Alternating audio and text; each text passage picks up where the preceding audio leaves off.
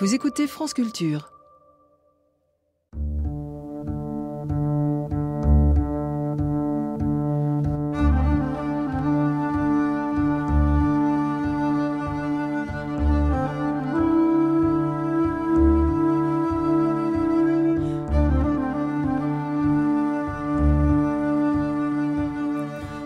Culture d'Islam d'Abdelwahab Meddeb.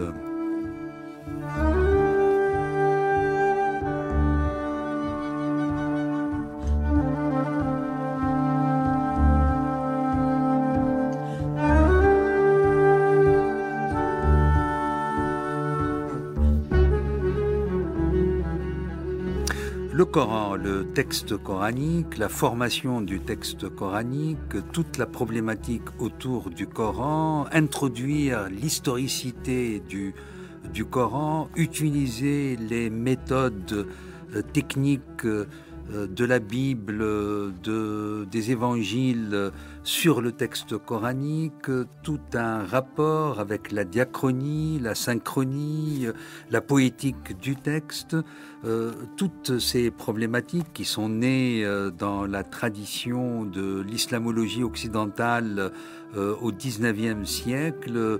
De nouveau, le chantier coranique est ouvert. Le phénomène nouveau peut-être est que nous avons des chercheurs originaires d'islam, formés en islam, qui entrent aussi en scène pour ce type de recherche, et nous invitons parmi eux le premier donc d'une série que nous consacrons sur le Coran, Mehdi Azaïz, qui est d'origine tunisienne. Vous êtes né, je crois, en France. Oui, vous avez grandi en France, formé à l'école française, et vous en êtes venu donc à ces recherches. Vous venez de finir votre thèse qui va paraître très bientôt. Vous venez de diriger un ouvrage auquel ont participé des chercheurs de votre génération, comme les maîtres qui vous ont formé, sous votre direction. Le Coran, avec comme titre Le Coran Nouvelle Approche, qui est paru aux éditions du CNRS. Et vous avez vous êtes en ce moment chercheur associé à l'IREMA, mais vous avez surtout enseigné à l'Université Notre-Dame aux États-Unis d'Amérique. Je crois que c'est au nord, près de Chicago. Tout à fait, près de Chicago. Oui. Et qui est une éminente université, je crois la plus grande université catholique du continent américain. Tout à fait. Jésuite. Donc la tradition... Non, jésuite, oui. Non, plutôt catholique. Enfin, catholique, évidemment. Oui. Catholique, oui. Et là, vous avez été le co-directeur d'un programme de recherche international sur le Coran. Oui, le Quran Seminar. The Quran Seminar. Oui. La photo qui montre les participants à l'une de vos séances est que j'ai pu voir... me paraît très impressionnante, une trentaine de chercheurs, de deux générations, disons les 50-60 ans, les 30-40 ans, qui se retrouvent internationales, vraiment c'est l'islamologie internationale, auquel participent beaucoup de gens comme vous qui sont originaires d'islam, et ça c'est un phénomène qui me paraît très important, me semble-t-il, qu'il y a lieu de signaler. Alors comment en êtes-vous venu à cet intérêt et au fait donc de vouloir vous occuper de ces questions coraniques d'un point de vue tout à fait scientifique qui met en tous les cas entre parenthèses ou qui forclôt la question de la croyance. Oui. Écoutez, je suis issu évidemment de la tradition musulmane, j'ai grandi dans cette tradition, mais j'ai eu la chance aussi de grandir à Paris, d'avoir fait de superbes rencontres, d'être, j'oserais dire, une sorte de produit de l'école française, de cette transversalité des disciplines, de cette curiosité, de cette capacité de pouvoir approcher un objet aussi complexe, aussi mystérieux que le texte coranique, en ayant eu des maîtres, effectivement, des maîtres comme Claude Gilliot, qui était mon directeur de thèse, des gens comme Pierre Larcher et d'autres, d'éminents islamologues, qui nous font toucher du doigt vraiment la richesse de l'univers islamique, j'oserais dire, la richesse particulièrement aussi de l'exégèse coranique et du Coran, en particulier. Je pense à Jacqueline Chaby et à d'autres, au professeur Moesi. Je ne vais pas tous les citer, mais voilà, je pense que beaucoup de ces noms parlent aux chercheurs et au grand public aussi. J'en suis venu parce que je pense qu'il y avait des interrogations que j'avais eues lors de mon période d'adolescente. D'une certaine manière, il y avait une insatisfaction. Malheureusement, mes parents ne me donnaient pas toutes les clés. Je leur remercie. Ce fut l'opportunité pour moi de creuser un sillon et de m'investir de manière assez massive pour essayer de comprendre, mais avec toujours ce souci d'utiliser des outils de la critique moderne, j'oserais dire, des sciences humaines, pour pouvoir approcher un texte, comme je l'ai dit, qui est très, très complexe, mais qui, avec les nouvelles méthodologies, peut-être qu'on en reparlera ensemble, nous permettent de jeter un nouveau regard sur le texte coranique, tout en considérant que ces nouvelles approches, d'une certaine manière, sont les filles d'une longue tradition qui incorpore, on l'espère en tout cas, moi je l'espère, qui incorpore toute la tradition musulmane, sa richesse, ses interrogations sur le texte coranique, sans les nier, sans les mettre de côté. Mais je pense que ces nouvelles méthodologies des sciences humaines nous permettent de les aborder peut-être d'une autre manière ou de compléter des points d'interrogation que la tradition musulmane s'est posée sur son texte et de l'aborder d'une manière, j'oserais dire, neuve, tout en considérant que nombre des questions auxquelles nous tentons de répondre aujourd'hui ont été posées par la tradition musulmane et qu'aujourd'hui, nous sommes à même parfois de répondre à certaines interrogations, certaines de ces interrogations. Je pense notamment à la question de l'histoire du texte. On peut considérer aujourd'hui que des grands noms de l'islamologue français ont apporté aujourd'hui une vision assez intéressante sur la naissance de ce texte. Je pense aux travaux de François Desroches sur les manuscrits, je pense au professeur Moesi sur ce que peut apporter les textes de la tradition chiite, sur l'histoire de ce texte. Je pense à des méthodologies assez originales, telles qu'a pu le développer Jacqueline Chaby sur son concept de contexte tribal. Voilà, tout cela met en évidence une effervescence, un âge d'or, pour reprendre avec un point d'interrogation, est-ce un âge d'or pour les études coraniques? Moi, je le pense. En tout cas, un début, comme a pu l'affirmer le professeur Gabriel Sain Reynolds, avec qui j'ai eu la chance de travailler sur le fameux projet international du Coran Séminaire, qui se poursuit.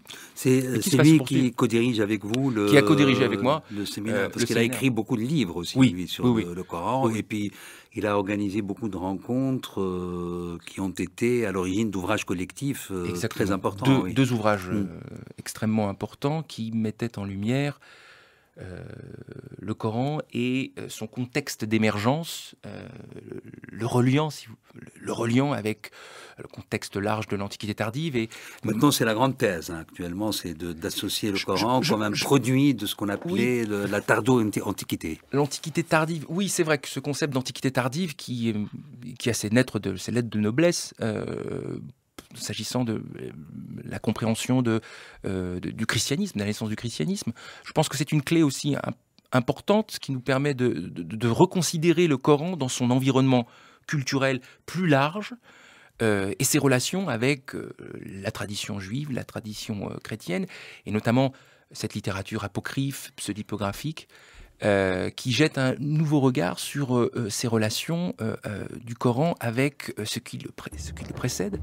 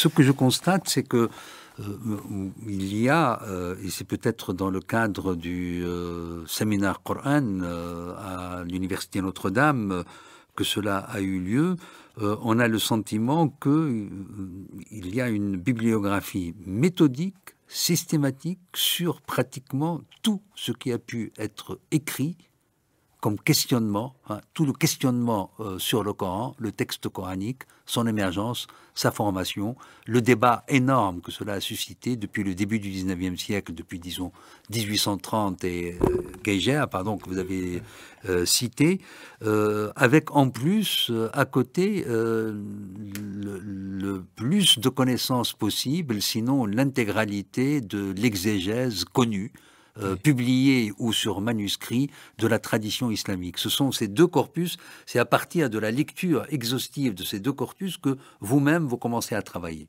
Oui, tout à fait. L'idée du Quran Seminar, c'était de proposer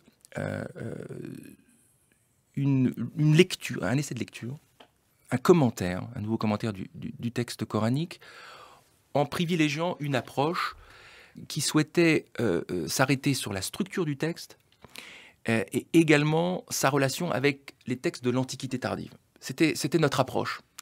Ça ne veut pas dire, ça ne délégitime pas évidemment l'intérêt de la littérature des tafsir, enfin de la littérature exégétique musulmane, mais nous en étions tenus à cette méthode pour le Quran Seminar. Mais au-delà de cela, je pense, en tant que chercheur moi-même, qu'il est tout à fait utile et urgent de mettre en relation ces deux approches, celle de l'exégèse coranique, qui constitue une espèce de réservoir de réflexion, de rapport au texte, qui constitue une sorte de communauté de lecture, une suite de communautés de lecture, qui ont interrogé ce texte dans une perspective confessante. Je pense très utile de garder cet héritage et de le questionner, parce que nombre de ces questions qui sont posées par nombre d'exégètes, nous les posons aujourd'hui. Mais nous avons aujourd'hui la possibilité, avec notre connaissance plus poussée des langues, comme le syriaque, comme l'hébreu, de pouvoir, j'oserais dire, interroger comme les exégètes l'ont fait, mais avec plus de moyens pour donner des réponses. Et je crois que ces deux pans doivent être gardés, et j'ai l'impression si vous voulez, mon souhait, c'est qu'ils puissent se nourrir l'un l'autre. Alors, la problématique, sans vouloir aller jusqu'à cet horizon de recherche qui était celui de Rudolf Eugen Geier, dès 1908, vous citez son fameux article où il parle de la nécessité de la création, de parvenir en fait à une édition critique du Coran équivalente aux éditions critiques des écritures judéo-chrétiennes. Ce qu'on pourrait dire, c'est que la recherche est double. Comme je l'ai dit tout à l'heure, elle est diachronique, elle concerne la question du temps et du temps de la formation du Coran. On laisse de côté, disons, toute la mythologie islamique d'un Coran qui serait parole de Dieu révélée par un ange. On s'interroge sur les scribes, puisqu'on a la certitude que ce serait un collectif qui aurait été à l'origine de ce texte. Il y a eu tout un débat sur la formation. Certaines écoles, particulièrement des écoles anglo-saxonnes, qu'on a traitées parfois de révisionnistes, qui parlent d'un texte qui, dans l'état tel qu'il nous est parvenu, qui serait un texte écrit 2 siècles ou 2 siècles et demi, pas écrit, composé en tous les cas, et ont connu sa forme définitive 2 siècles et demi après la mort du prophète, même si tout le monde admet que quelque chose a eu lieu autour de ce personnage qui s'appelle Mohammed entre la Mecque et Médine dans le Hijaz, et les dernières recherches à la fois épigraphiques, archéologiques, rhétoriques, parviennent plutôt à une datation qui serait de 50, 60 ans. On serait toujours dans le cadre, disons, du 7e siècle, mais plutôt vers sa fin. Il y a en premier donc cette question, et en deuxième la question rhétorique en général, qui concerne donc l'analyse synchronique du texte. Je crois que ces deux aspects que vous essayez de conjuguer vous-même dans votre propre démarche. Et Oui. si on a un résumé à peu près ce qui a pu être écrit sur le Coran depuis le début du 19e siècle dans la tradition islamologique occidentale. Je crois qu'il faut partir des éléments que nous disposons grâce à la tradition Les musulmane. plus anciens manuscrits aussi, non? Évidemment, oui, notamment les manuscrits des Sanara. Alors, il y a plusieurs choses. Nous avons évidemment toute la littérature islamique qui, il faut le souligner, n'est pas monolithique. Elle nous raconte une histoire de cette mise par écrit, comment le texte coranique, d'abord parole, est devenu un écrit, comment on est passé en fait du Coran au Mus'haf, c'est-à-dire donc d'une parole proclamée à un texte, hein, donc un codex. Un codex. Là qu'on a déjà, je veux dire, un saut, une différence fondamentale de communication. Hein. On n'est plus dans l'auditif, on est dans le dans la visuel. Tradition islamique elle-même, une décision politique menée par un homme politique, Oui. le troisième calife Othman. Oui, tout à fait. Au jour d'aujourd'hui, nous partons de cette base-là.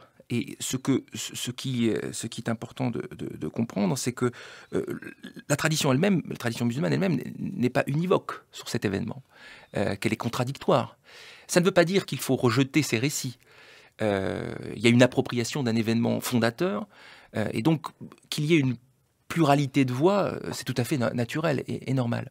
Le travail de l'historien, me semble-t-il, c'est d'essayer de lire ces textes, de les comparer, ce qu'a pu faire Viviane Comero de très belle manière, et essayer de voir comment ces premières communautés confessantes se sont saisies de cet événement inaugural. C'est ça, je pense, qui est intéressant, et dans ce type de lecture, me semble-t-il, est très fécond. Maintenant, nous avons effectivement des éléments nouveaux, la présence de manuscrits, notamment les manuscrits des Sanara, qui permettent de contribuer à écrire peut-être, à donner des éléments supplémentaires qui permettent d'écrire, pas forcément une histoire qui soit en contradiction, ça peut l'être, avec la tradition musulmane, mais qui nous permettent d'avoir des éléments matériels, solides. On pense évidemment au corpus coranicum développé par nos collègues allemands qui Maintenant, permettront... le projet est germano-français, je crois, puisqu'il est Oui, il y a dirigé par effectivement. Marx et Desroches, je crois. Marx de Berlin, de l'équipe d'Angelika Oui. Neurith et François Desroches. Voilà, exactement. Et aussi la participation de Christian Robin. Christian Robin, très importante. Oui. Pour l'épigraphie et l'archéologie, je crois. Oui, il faut ajouter pour l'épigraphie un des auteurs d'une remarquable contribution qui est Frédéric Imbert. Oui, que nous comptons inviter aussi dans notre série. Tout à fait. Tout cela pour vous dire que nous avons des éléments, de nouveaux matériaux qui permettent d'ajouter des éléments d'information sur cette histoire. Je pense aussi à l'article fameux dans Arabica de Sadeghi sur donc les manuscrits coraniques. Alors, je ne vais pas rentrer trop dans les détails, mais il me semble important de comprendre que cette première approche historique, elle est fondée sur de nouveaux outils. Les outils des manuscrits, évidemment, et puis il y a aussi l'épigraphie, comme vous l'avez cité tout à l'heure, notamment les travaux de Frédéric Imbert, qui nous permettent d'avoir une idée d'un état de la langue au 7e siècle. Un état de la langue et aussi un état de l'appropriation par des gens qui faisaient des graffitis, hein, comme des tags, on va dire aujourd'hui, toute proportion gardée évidemment, sur des pierres, et qui nous permettent d'avoir une certaine manière une connaissance de l'appropriation que les personnes de cette période avaient du texte coranique, leur connaissance, aussi la graphie, aussi l'orthographe, qu'ils pouvaient employer sur les pierres. Tout ça pour vous dire que nous avons de nouveaux outils. Et ces nouveaux outils nous permettent peut-être d'ajouter des informations par rapport à la longue tradition musulmane, qui, comme je vous l'ai dit tout à l'heure, n'est pas monolithique sur cette histoire. Non, elle est devenue au IVe siècle, oui. Là aussi par décision politique. On a décidé d'annuler toutes les variantes, les Corans concurrents, dont celui d'Ibn Mas'ud, dont on n'entendait plus parler, mais qui est problématique sur la question des variantes jusqu'au IIIe, IVe siècle. C'est vrai, et en même temps, nous avons ces éléments d'information. Nous avons le Mus'haf d'Obey, nous avons ces éléments qui nous permettent de dire il y a une histoire du texte coranique. Cette histoire du texte coranique n'est pas niée par la tradition, puisqu'elle a gardé une trace de ces débats extrêmement violents. Pourquoi il y a eu cette décision de clôture? Alors, c'est ça qui a... C'est une question extrêmement complexe. J'ai Ouais. malheureusement pas de réponse Et à qui cela. a marché. C'est ça qui est étonnant. Qui a fonctionné, Qui a certes. fonctionné malgré les énormes oppositions entre les sectes, parce que le Oui. Coran tel on a décidé de le fixer tel qu'il a été fixé, qui n'a plus constitué sujet de débat à partir du IVe siècle, disons en gros à partir de l'an 1000, ça a été même adopté par les chiites. Oui, c'est vrai. C'est vrai. Ça, c'est très étonnant que cela ait marché. C'est vrai. Donc, Alors qu'il fallait attendre le 19e siècle et l'interrogation de la science occidentale sur le texte coranique pour que de nouveau on s'interroge sur le texte. Je pense que c'est une vision qui mériterait qu'on s'y arrête plus longuement. Je ne suis pas sûr, si vous voulez, qu'à l'intérieur même de la tradition musulmane de la période médiévale, nous n'ayons pas, il faudrait regarder plus précisément, mais la question du texte ça n'a jamais été réellement clos, me semble-t-il. Effectivement, il y a un élément majeur que vous venez de citer, qui est patent pendant toute cette période. Mais je pense qu'il faut être beaucoup plus prudent sur nos affirmations qui sont un peu trop catégoriques, je pense. À l'intérieur de la tradition musulmane, il y a eu beaucoup de choses. Je pense même à Suyuti qui nous laisse percevoir... auteur du 15e siècle. Pardonnez-moi, oui. Et qui nous laisse percevoir que c'est vrai qu'il s'interroge, c'est vrai. Il y a de nombreuses interrogations, et même très surprenantes. 2 livres sur le Coran, oui. Oui, voilà, ce n'est pas univoque. Nous avons des éléments, des textes nombreux qui montrent que la question n'est pas si clos qu'on pourrait le croire. Et je crois que c'est l'opportunité encore aujourd'hui, les travaux qui nous permettent de travailler sur de nouveaux manuscrits, de voir que voilà, ce que l'on pensait... Dans le fameux palimpseste de Sanaa, le texte effacé au Coran, sur lequel on remonte, pour revenir au Coran. Oui. Exactement. Oui. Je découvre qu'actuellement, les études sur les manuscrits de Sanaa avancent, alors que pendant un moment, ils étaient très très bloqués, si j'ose dire. Oui, tout à fait. Oui. Tout à fait. C'est à partir des photographies, des manuscrits allemandes, c'est ça Oui, je pense notamment à une de mes collègues, Asmaïl Ali, de l'Institut ismaélien, qui travaille sur ces manuscrits. Encore une d'origine musulmane, donc si je me fie au nom. Oui, tout à fait, qui contribue réellement à... Elle m'a envoyé un de ces articles que j'ai pu lire avant de venir à cette émission, voilà. Et en effet, elle interroge, je crois que c'est une élève de Christian Robin, elle. Non, de Moïse. Elle avait fait un travail au préalable sur les hadiths, mais elle travaille aujourd'hui sur les questions manuscrites. Christian Robin, mais c'est normal pour l'épigraphie, je pense. Oui, bien sûr, bien sûr. Mais aujourd'hui, elle travaille donc sur les manuscrits, et on voit au jour d'aujourd'hui de nombreux alors là, quand même, on découvre des variantes spectaculaires. Est-ce qu'elles sont spectaculaires? Alors, tout dépend de ce qu'on entend par le mot spectaculaire. Des variantes non reconnues et non inscrites dans la tradition, parce que là aussi, il y a eu une science des qira'at, des lectures, qui codifie et qui légitime les variantes, mais en les limitant à l'extrême. Oui, c'est vrai. J'oserais dire que c'est encore beaucoup plus complexe que cela, mais il est intéressant de constater quand même que par rapport à ce que nous avons au jour d'aujourd'hui, il faut attendre encore, c'est un travail à venir. Hein. Les variantes sont présentes, certes, elles ne sont pas si nombreuses qu'on le croit. Ça serait, je pense, un peu cavalier de dire qu'on découvre des choses révolutionnaires. Ce n'est pas vrai.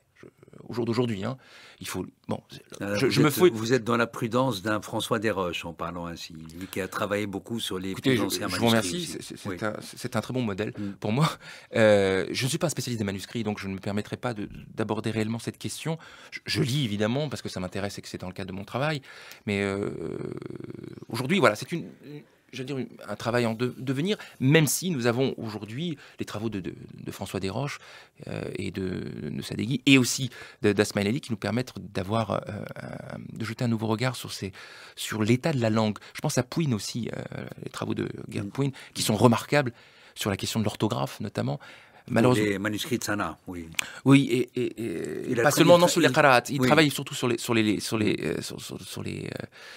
variantes, les variantes, effectivement. Oui. Et là, il arrive à montrer quand même qu'il y a une évolution de l'orthographe. Du rasm, ce qu'on appelle le rasm, c'est ça? Alors, rasm, oui. Et surtout, je pense des points diacritiques aussi, cette évolution, voire surtout des éléments d'orthographique qui évoluent. Et c'est dans le cadre d'un des ouvrages en tant qu'éditeur qu'a réalisé Gabriel Saïd Reynolds, voilà, ce travail de Gerd Pouin est extrêmement important. Il travaille dans quel cadre académique, Pouin, exactement, pour rappeler? Sarrebruck, je crois, Sarrebruck, si c'est ça, mes sont bons. Mm. Donc les manuscrits, donc c'est plutôt une approche, je voudrais dire ici, diachronique. Nous avons, au jour d'aujourd'hui, il y aurait des choses à dire, diachronique aussi, bon, je vous ai parlé de l'épigraphie, il y a aussi un autre type d'approche, tout aussi intéressant et utile, c'est donc l'approche dite synchronique, où nous ne sommes plus dans une recherche qui tendrait à travailler sur l'histoire du texte, on travaille sur le texte tel que nous l'avons aujourd'hui, celle de l'édition du Caire. Alors, pardonnez-moi, pardon, édition du Caire, le 10 juillet 1924, Oui. Dans le calendrier musulman Dhul Hijjah, le 7 Dhul Hijjah 1342 de l'Hégire, ce texte qui est bien fait en lui-même, mais c'est un choix, le choix très précis d'une lecture. L'ensemble a été conduit sous la direction d'un alim d'Al-Azhar, Mohamed ibn Ali al-Husseini al-Haddad. Exactement. Et il s'agit donc de la lecture de Hafs, qui est mort en 796, à partir de Asim, encore une génération avant, qui est mort en 745, occultant ainsi toutes les autres variantes des qira'at reconnues, et ce texte très étrangement imprimé, bien fait, salué par Blacher à l'époque, là aussi une espèce de diffusion universelle très très vite, presque une opération en plein XXe siècle, équivalente à celle de ce qui s'est passé en l'an 1000. C'est très étonnant quand un travail est fait d'une manière acceptable, l'unanimisme qu'il recueille dans le public des croyants. Oui, c'est vrai. On est loin du souhait de l'édition véritablement critique d'un texte coranique. Oui, tout à fait. L'ambition j'allais dire, de cette version était d'abord pédagogique à l'époque. C'était permettre aux Égyptiens d'avoir un texte unifié d'une certaine manière pour mieux transmettre la langue sacrée du Coran. Il y avait une dimension pédagogique évidente dans cette version et qui, aujourd'hui, prédomine. Il ne faut pas oublier aussi que c'est une version sur laquelle nous nous appuyons nous-mêmes, chercheurs, pour travailler sur le texte. Je sais que François Desroches, quand il compare avec l'édition du Caire de 1924, ces manuscrits du 7e siècle, de la seconde moitié du 7e siècle. Oui, tout à fait. Et c'est là où il a découvert à Mathildi, dans une discussion avec lui, et il le dit dans ses écrits, que les variantes, en fait, existent, mais elles ne sont pas spectaculaires. Voilà, oui, clairement. Bon, pas autant que ne le dirait Patricia Crone, par exemple. Oui, même si Patricia a évolué sur de nombreuses questions. Patricia d'aujourd'hui n'est pas forcément la Patricia qui a écrit en 1977. Agarisme, c'est ça. Tout à fait.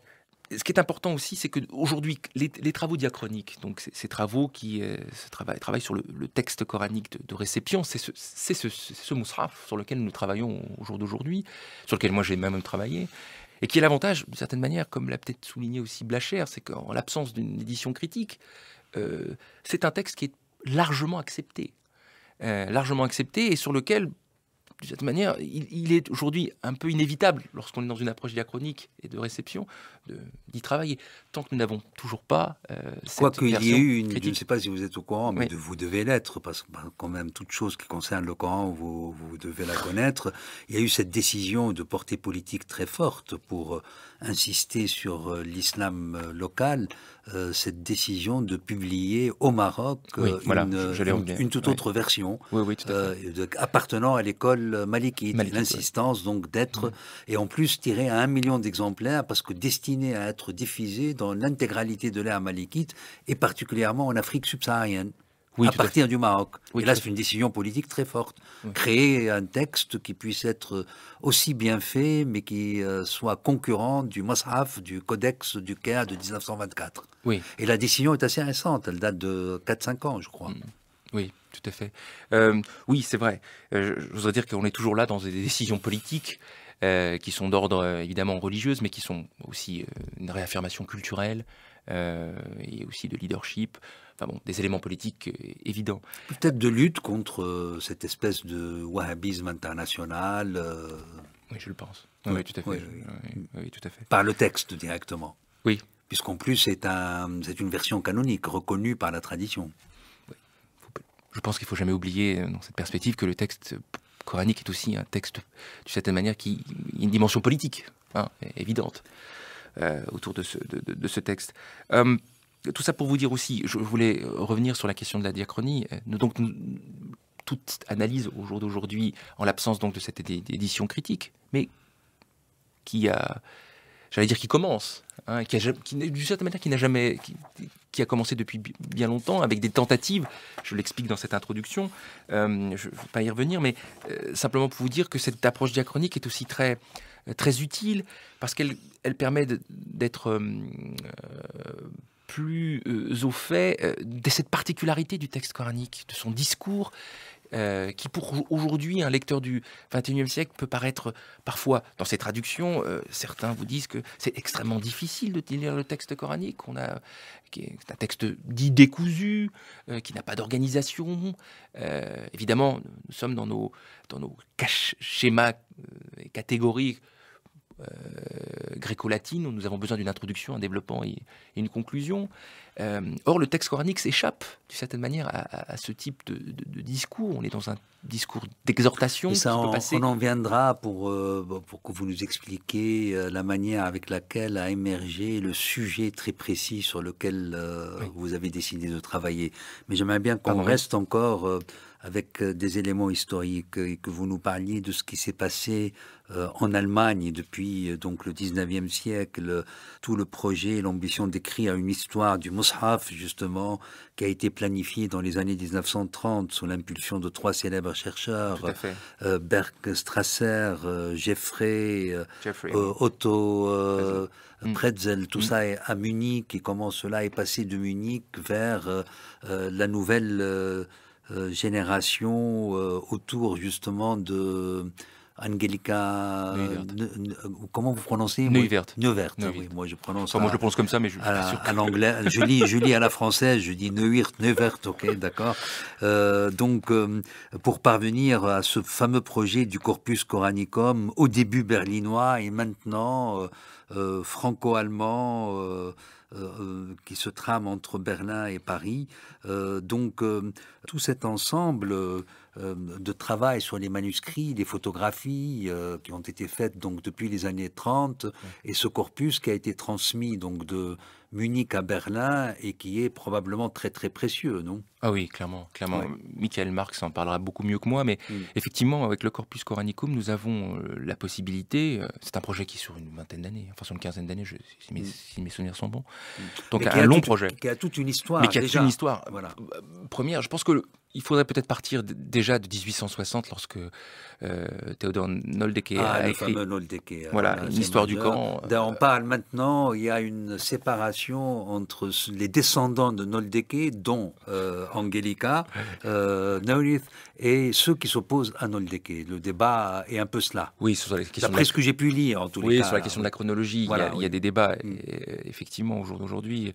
Où Noldeke serait plus à l'écoute et confirmant par les moyens de la science occidentale plutôt et en gros la tradition islamique, et il y a la fameuse école révisionniste. Exactement. Elle est appelée ainsi par les Berlinois, en tous les cas. Oui, tout à fait. Non, la question, oui, effectivement. Donc il y a un immense débat, c'est ça ce que... Oui, tout à fait, il y a un immense débat. Il n'y a pas que celui-là, mais effectivement, la question de la chronologie. Quelle est la question? La question est, comment peut-on lire aujourd'hui le texte coranique? Si l'on s'en réfère à la tradition musulmane, on ne peut pas comprendre le texte coranique sans se référer à la tradition, et notamment à la vie du prophète, à ce qu'on appelle la sira, la biographie du prophète Mahomet, Mohammed. Donc, tout élément de compréhension du texte est relié à la tradition musulmane et à cette chronologie qui explique la vie de Mohammed du début jusqu'à sa naissance, jusqu'à sa mort.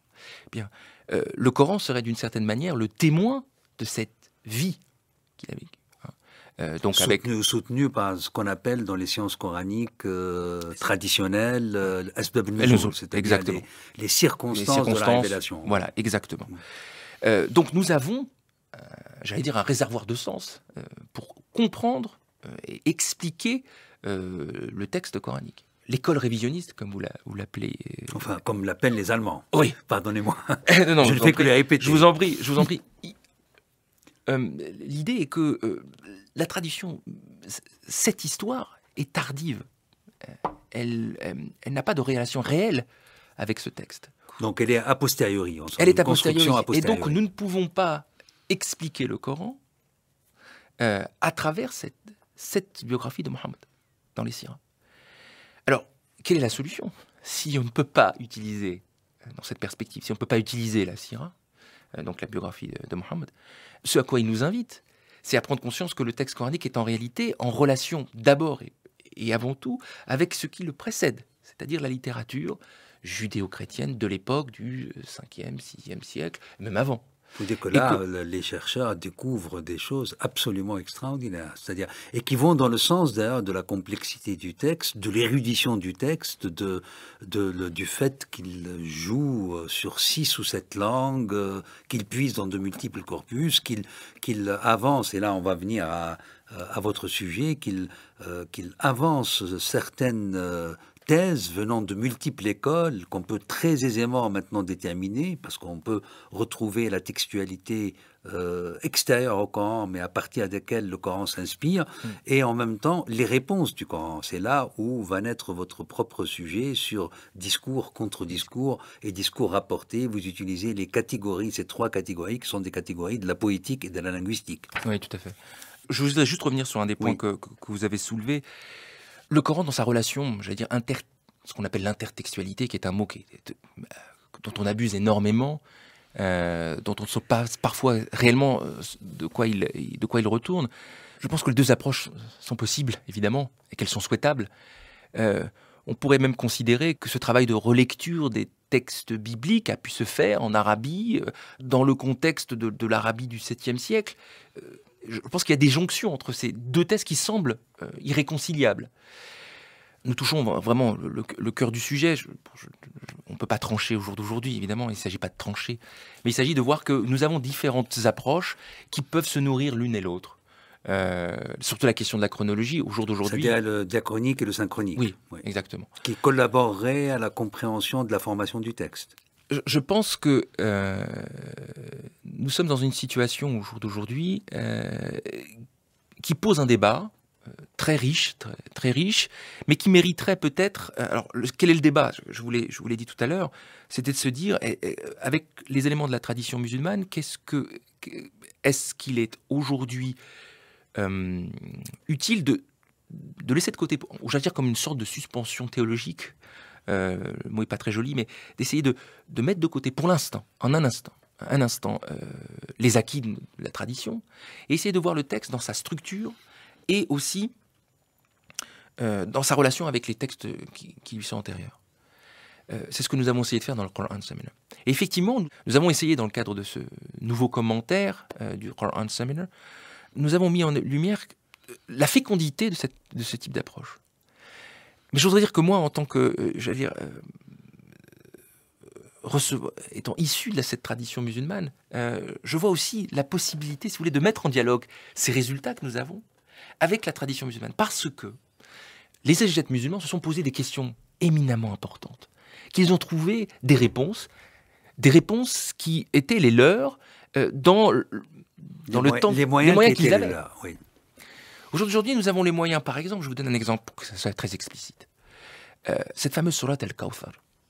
Ah, la fameuse. La fameuse sourate. Ou Luxembourg, rappelons au moins l'analyse que sous l'arabe, il y a du syriaque. Voilà, sous l'arabe, il y a du syriaque. Parce que la lecture syriaque fait d'elle quelque chose qui lui enlève toute énigme. Effectivement. Mais ce qui est intéressant de voir, et c'est ce qu'avait montré Claude Gilliot, c'est que dans la tradition musulmane elle-même, chez Maturidi notamment, il y avait la possibilité, il le dit textuellement, la possibilité d'une interprétation. Pardonnez-moi, oui. Pour que les éditeurs comprennent, l'avez-vous en souvenir pour nous en rappeler les versets tels que dans le texte reconnu et comment, par exemple, par le texte syriaque, elle est interprétée tout autrement, puisque... je n'ai pas le texte malheureusement en tête. Oui, parce que c'est dommage. C'était pas prévu que je... Nous avons donné ce Kawthar. C'est quoi ce Kawthar alors, voilà, le mot Kawthar lui-même. Oui, alors, les interprétations... Le premier verset, nous t'avons donné, donc c'est Dieu qui parle au prophète,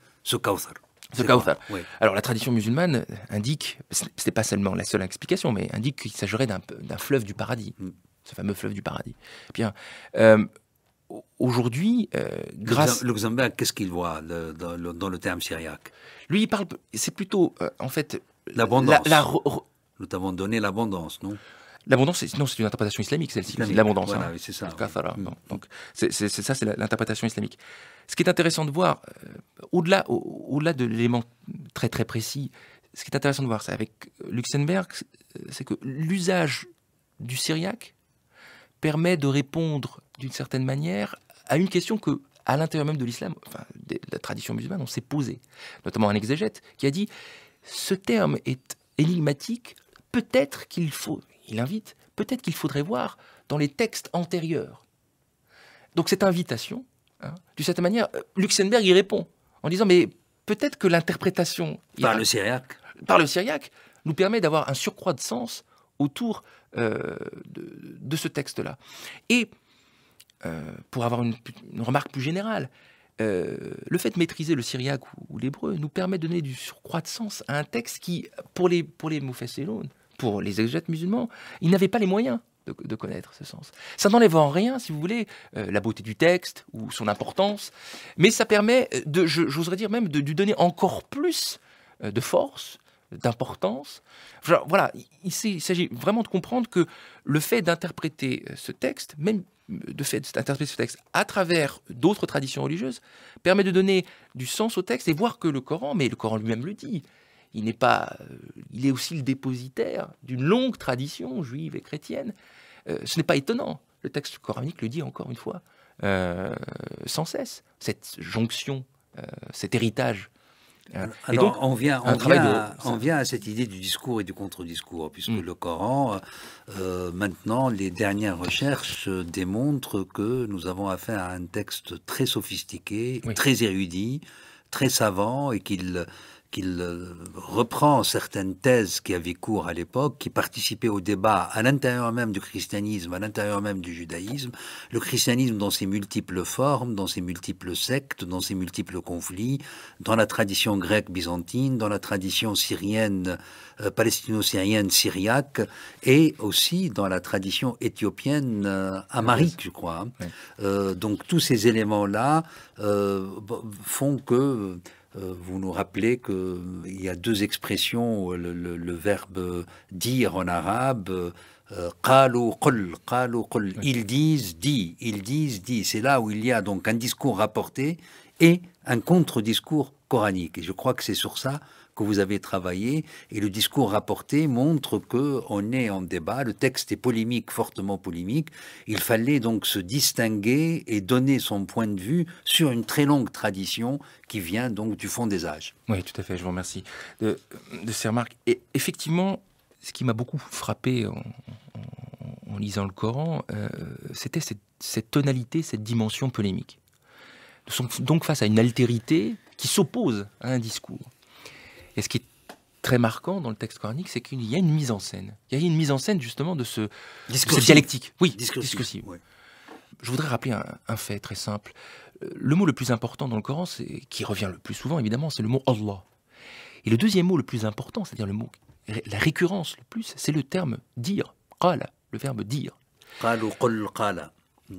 Mohamed Harkoun avait une très belle image, il disait le Coran c'est une symphonie, une immense symphonie. Moi j'oserais dire, à l'instar d'un linguiste comme Mustapha Ben Taïbi, que le texte coranique est un théâtre de voix. Théâtre de voix où on entend des voix multiples, mises en scène, et qui se confrontent. Dieu lui-même est une voix à l'intérieur du Coran. Dieu parle dans le Coran. Dieu met en scène des personnages, Moïse qui parle, qui répond à Dieu. J'allais dire, rien de nouveau aussi, nous avons ces éléments-là aussi dans la Bible. Voilà, cette polyphonie m'a beaucoup intéressé. Et je voudrais dire aussi une chose qui, pour moi, est très importante. Cette question du contre-discours ne m'est pas venue par les islamologues. Elle m'est venue par les lectures de Pascal, des pensées de Pascal. Elle m'est venue aussi d'une lecture... Pensée de Pascal... Alors je précise, oui, vous avez tout à fait raison. Bien, pourquoi Pascal? Bien parce que... Les auditeurs qui connaissent plus Pascal que le Coran. Ce qui est intéressant, nous entendons des voix, j'allais dire des voix d'opposants. Pascal met en scène des voix de Pascal des pensées. Oui, des pensées, pardonnez-moi, oui, des pensées. Donc un texte fragmenté, un texte en fragments, un texte qui n'a pas connu la forme qui aurait dû être la sienne. Donc, voilà. Donc de ce point de vue-là, il y a une proximité avec le Coran. Formelle avec le Coran. Et ce qui est intéressant de voir, c'est que très souvent, ces voix que Pascal lui-même met en scène... Pardonnez-moi, ce sont des éditeurs qui ont essayé de mettre en ordre. Oui, voilà, certes. Donc, voilà, certes, mais ce qui est intéressant, c'est que toujours, c'est que dans ces pensées de Pascal, nous entendons la voix de l'adversaire. Il les met en scène lui-même. Alors, toute proportion gardée, évidemment, dans le Coran, nous avons ces mises en scène de voix multiples, de voix d'adversaires. Texte polémique aussi, donc voilà. Évidemment, texte polémique, évidemment. Je pense aussi, au niveau de ma méthodologie, j'ai beaucoup emprunté François Hartog, cette idée de travailler le texte à l'intérieur du texte, de comparer des parties du texte à l'intérieur du texte. C'est un peu le travail de Bois-Livot aussi sur l'autoréférence. Oui, tout à fait. L'autoréférence coranique. Voilà, exactement. Oui. Il y a beaucoup d'éléments qui peuvent se rapprocher de mon travail avec Anne-Sylvie. Moi, je me suis surtout focalisé sur ces fameux énoncés du discours rapporté où les adversaires sont mis en scène, où ils parlent dans le Coran. Et alors vous avez repéré les adversaires, vous avez repéré la littérature antérieure à laquelle il est fait référence, tous les cas des gens comme Guillaume Di, qu'on va recevoir aussi dans cette émission, fait des découvertes très impressionnantes sur justement dans les lointains, comment les textes qu'il repère dans le Coran ont une référence immensément précise et complexe. Oui, tout à fait. Moi, j'ai montré dans un article qui va paraître que les contre-discours eschatologiques, pardonnez-moi l'expression, je vais l'expliquer immédiatement, nous entendons des voix dans le Coran, mises en scène, où les adversaires réfutent la possibilité de résurrection des corps. Or, cette résurrection des corps n'est pas simplement ce discours-là de l'adversaire qui s'oppose. Vous le retrouvez aussi dans le Talmud, avec des mots tout à fait similaires, des idées tout à fait similaires. Il ne s'agit pas simplement d'une thématique dont on pourrait faire une relation entre le Coran et le Talmud. Nous avons une relation qui est thématique, mais aussi formelle. De texte à texte. De texte à texte. Presque citation, quoi. C'est une réminiscence proche de la citation. Exactement. Donc on est dans une relation très, très étroite entre le Talmud. Mais ça, déjà, Geiger, en 1830, a déjà mené ce travail. Oui. Mais peut-être que Geiger a beaucoup insisté sur la question de la narration. Moi, j'ai beaucoup insisté sur la question de la polémique, sur la forme de la polémique. La forme de la polémique dans le Coran. Ce que vous appelez le théâtre, alors. Oui, ce fameux théâtre, oui, cette mise en scène d'adversaires. Vous l'avez aussi dans le Talmud avec des mots qui se rapprochent énormément. J'ai essayé de le montrer dans ces structures, la similarité des structures entre le Coran et le Talmud. Donc ça permet, si vous voulez, de mettre en évidence que ce 5e, 6e, 7e siècle est une période d'effervescence religieuse incroyable. Et qu'il y a ces relations entre les textes. Mais le Coran, je le répète, le Coran le dit lui-même. Et donc, ça permet, comme pour les travaux de Guillaume Di, de mettre en évidence un contexte. Le Coran appartient à un contexte large, l'Antiquité tardive, et ce dialogue avec, évidemment, j'allais dire un génie coranique, c'est-à-dire un travail des textes antérieurs. C'est-à-dire que ce n'est pas simplement un emprunt, ce n'est pas une photocopie, passez-moi l'expression, mais il s'agit vraiment d'un travail de création, de recréation. Comme on l'appelle aujourd'hui un copier-coller. Voilà, oui, c'est pas du tout un copier-coller, évidemment. D'abord parce que l'idiome a changé, c'est de l'arabe. Alors certains me diront que ce n'est pas que de l'arabe. Mais nous sommes en face d'un texte extrêmement complexe, d'une grande richesse. Geneviève Gobillot... Qui est une des auteurs qui a participé à votre ouvrage que vous avez donc dirigé, Mehdi Azaïz, Le Coran, Nouvelles approches, qui est paru aux éditions CNRS. Elle fait des découvertes extraordinaires, Geneviève Gobillot. Elle a un livre, 1000 pages sur le Coran, en cours d'élaboration, de finition, de précision, mais qui va paraître bientôt. Oui, tout à fait. Et qui met en évidence, par exemple, que le texte coranique est aussi en relation avec, et en dialogue, j'oserais dire, avec des textes des pères de l'Église. Alors, regardez les nuances, elle en parlera beaucoup mieux que moi. Mais c'est très utile, je pense, et intéressant de voir que le Coran est en dialogue permanent avec des textes qui lui sont antérieurs, et que ça nous permet au jour d'aujourd'hui de encore mieux comprendre et donner des réponses à des questionnements qui ont couru tout au long de cette tradition musulmane sur le sens du texte. Un texte qui reste encore aujourd'hui éminemment mystérieux. sur son histoire et sur les sens, sur son sens, sur les sens de ces différents versets. On a donné l'exemple tout à l'heure de Kawthar, Kawthar. le Kawthar, oui. Il y a d'autres exemples. Est-ce un fleuve, est-ce l'abondance, est-ce... J'oserais dire, je pourrais prendre une expression en arabe, Allahu a'lam. Dieu seul sait. Oui, exactement. J'ajouterais que nous sommes dans une période où nous avons la possibilité de fédérer des énergies, vraiment.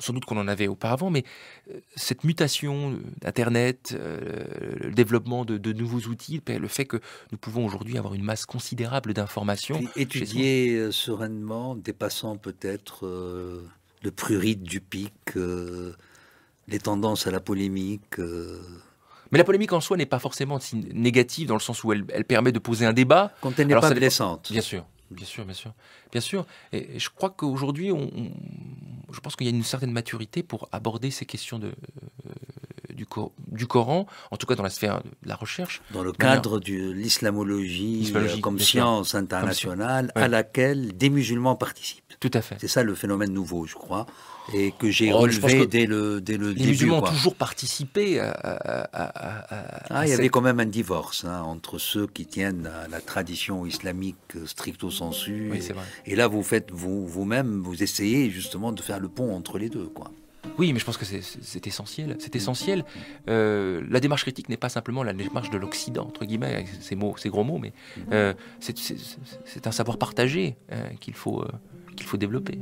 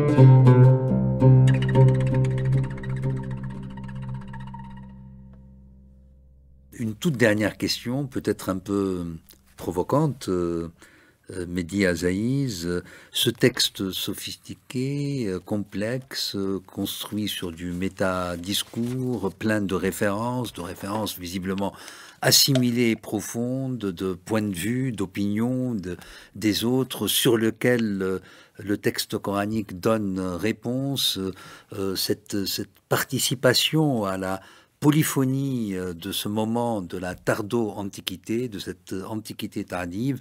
Angelica, on la cite encore, Neurith nous dit même que cette participation au contexte, le contexte de l'antiquité tardive est tel que c'est absurde d'approcher le Coran en tant que occidental comme un texte extérieur. Il appartient à la culture occidentale puisque c'est le résultat et le produit de cette antiquité tardive. Qui en est l'auteur? Qui en sont l'auteur? Quels sont ces scribes géniaux si nous estimons évidemment que un texte écrit dans une langue humaine ne peut pas être, comme dit la tradition islamique, la transcription littérale d'une parole divine qui passe par l'ange et qui arrive jusqu'à l'oreille d'un humain qui la transmet à d'autres humains appartenant à la communauté qu'il a fondée. Je pense il faut peut-être sortir aujourd'hui un peu de ces catégories Occident, Orient. j'en reviens à une méthodologie. Je pense que la réponse, elle est méthodologique. Lorsque j'étudie le Coran, j'épouse une méthodologie. Et la méthodologie n'a aucune limite. Aucune limite. À la question qui en est l'auteur, si je suis un historien, et je suis un historien, je vous répondrai que j'ai des éléments de réponse au jour d'aujourd'hui qui me permettent d'essayer de donner des éléments sur une histoire du texte qui ne correspond pas forcément à ce que nous dit la tradition musulmane. Mais j'oserais vous dire que l'entièreté du texte coranique est perdue, dans le sens où, et c'est Suyuti qui pourrait même qui le dit, hein, tout le texte coranique, nous ne l'avons plus. Nous sommes un peu des orphelins d'un texte intégral que nous n'avons plus. Ce que nous avons, c'est une trace. C'est une grande thèse chiite, ça aussi. Hein. Ce que je veux dire par là, c'est que d'abord, c'est un phénomène oral. Me semble-t-il, peut-être pas dans son entièreté, mais c'est d'abord et avant tout un message initial qui était de nature orale, qui est passé à l'écrit. Il y a donc déjà une perte, un passage. Ce passage est fondamental. Et j'oserais dire que nous n'avons pas forcément tout le texte coranique, et que ce texte a sans doute été retravaillé par des scribes. Qui en est l'auteur? J'oserais dire peut-être que c'est d'abord peut-être un message initialement, une révélation qui a été retravaillée par la suite, par des mains humaines, évidentes. Mais c'est ce que dit aussi la tradition d'une certaine manière. Jusqu'à Ibn Taymiyyah. Ibn Taymiyyah oui. Lui-même le dit. Oui, bien sûr. Je cite Ibn Taymiyyah parce qu'il est considéré comme le plus littéral et le plus orthodoxe, entre guillemets. Oui, tout à fait. Des théologiens de la tradition. Vous savez, aujourd'hui, les plus grands exégètes de la Bible sont des croyants convaincus. Ça n'enlève pas le fait qu'ils sont extrêmement rigoureux dans leur approche critique et qu'ils ont peut-être qu'ils ont évolué dans leur approche peut-être du texte, mais ça n'enlève pas la foi d'une certaine manière. Je pense que ce sont deux ordres, j'allais dire, de vérités différentes qui permettent... on peut poser les deux questions. On peut vivre tout à fait avec... L'un n'empêche pas l'autre. Exactement. Je ne suis pas là pour désenchanter. La question n'est pas là. Bien sûr, mais la question est tellement centrale aujourd'hui. Il y a vraiment une énigme historique très forte sur la question de l'auteur, vu la sophistication du texte et vu son érudition et sa complexité. Oui, tout à fait. Dans mon travail, je ne me pose cette question-là est d'une certaine manière, elle est présente, mais je ne tente pas de dire qui est l'auteur. Elle est fort close pour vous. Oui, oui, c'est une question extrêmement délicate, sur laquelle il est extrêmement difficile de donner une réponse précise en un mot. Je pense que ça mérite encore aujourd'hui de larges réflexions, tout simplement parce que l'approche critique nous permet pas de donner des éléments extrêmement précis à cette question. Il n'empêche qu'il y a la reconnaissance élémentaire que c'est un texte qui a connu une histoire de formation et de composition. Exactement. Ouais, merci infiniment, Mehdi Azaïez. Vous ouvrez cette série sur les recherches actuelles autour du texte coranique. Je rappelle que vous êtes le co-auteur de cet ouvrage collectif que vous avez dirigé avec la collaboration de votre collègue Sabrina Mervin. Le titre de l'ouvrage, c'est Le Coran, Nouvelles Approches, qui est paru aux éditions du CNRS. C'était Culture d'Islam d'Abdelwahab Medeb, coordination Dominique Compétissa, son technique Bruno Mourlan, réalisation mise en onde François Connac. Thank you.